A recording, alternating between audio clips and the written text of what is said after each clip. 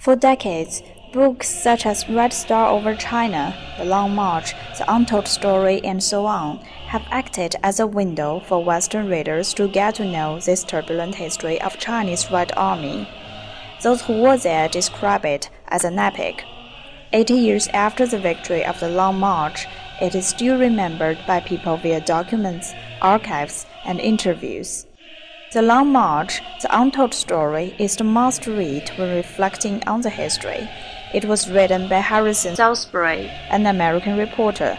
In 1984, about 50 years after the Long March, he took the route all over again to explore the stories happened along the way.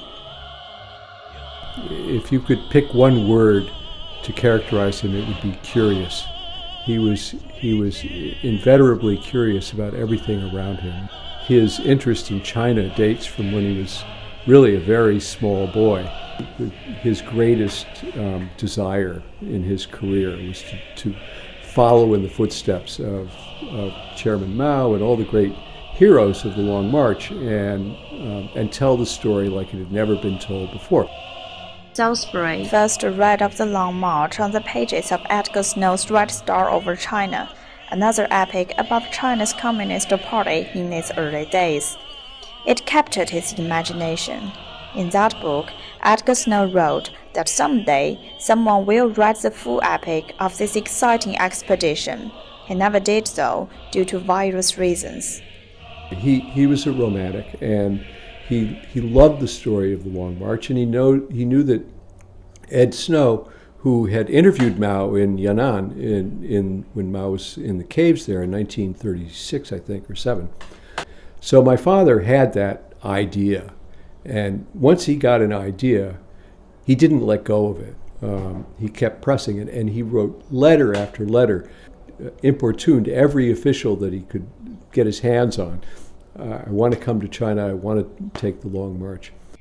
But the relations between China and the U.S. went worse afterwards, and China went on to experience some turbulent years due to Cultural Revolution, Gulf War, etc. Harrison had to set aside his plan for a while and waited for a better time.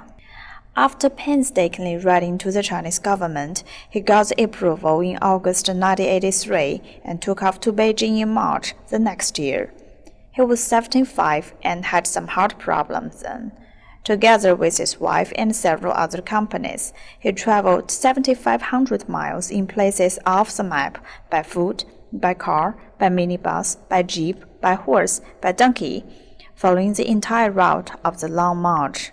China's Long March of 1934 was no symbol. It was a great human epic which tested the will, courage, and strength of men and women of the Chinese Red Army. Harrison wrote in the preface of the book, when all is said and done, that he got the story, he got the drama, he got the heroism, he got the treachery, he got all, and everything about it, all the human aspect of it, I think, is contained in his book, which is truly an epic. It's one of the great epics, the story of the Long March. And so I think that his lifelong dream of seeking to understand and report on China was completely fulfilled, and beautifully so. The book was very strongly reviewed. It was seen as the telling of the great epics in human history. Over 30 years later, it is still in print, is still read, and it is still an exciting story.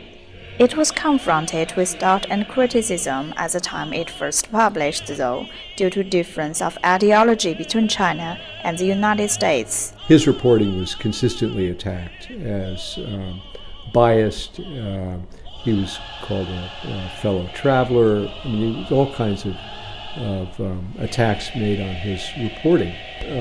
I'm happy to have this book out there, because there are people who do get curious, and I think it's a living story.